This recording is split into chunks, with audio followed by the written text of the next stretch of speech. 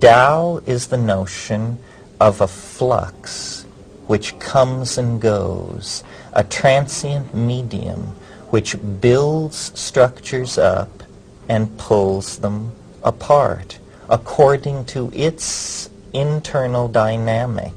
Now, because these notions were introduced to the West by mystics and philosophers and people with an interest in metaphysics, it wasn't immediately grasped that a philosophy of this sort could be a mathematical formalism. That if we're talking about a medium which comes and goes, we're talking about a wave mechanical phenomenon.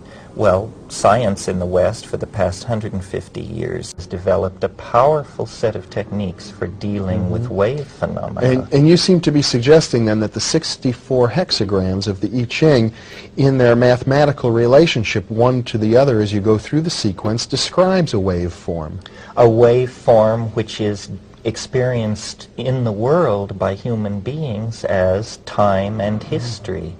You see, it's almost as though in Western science we're pretty confident that there are approximately 100 elements, physical elements to matter. That's right, different atoms. That's right, that are incommensurable. They are somehow primary. The Chinese looked not at the world of matter, energy, and space, but the world of time, and carried out a very rigorous analysis of their own perception, and discovered to their amazement that time is actually composed of elements. And as we have then, if I can extrapolate from what you're saying, the periodic table of elements in Western chemistry, which defines not just 100 elements, but a relationship between them, cycles and patterns. Bonding relationships, that's right. Families of chemicals. Right. So we have, in other words, families of ways of looking at time. Well, the hexagrams are the elements in the Chinese physics of time. They created a science that reinforces primary perceptions that we all have, but for which we have no science. For instance, I'm sure you've noticed that every day is rather like every other day. Nevertheless, I'm sure you've also noticed that some days are radically different than others. Well, this sameness but different rule applies on all levels in a temporal hierarchy. Centuries are rather like each other, and yet occasionally a century will come along that is quite anomalous. We call this sameness and difference nesting fractal. This is a new branch of mathematics.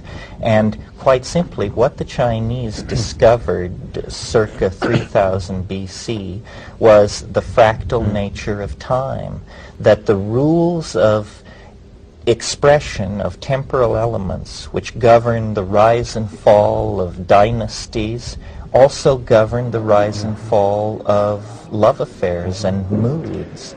Now you're describing this in mathematical terms, and I'd like to come back and ask you to define the term fractal in a moment, but I'm also curious about how you seem to be going back and forth between something purely quantitative and something qualitative. Well, that's the interesting thing, you see.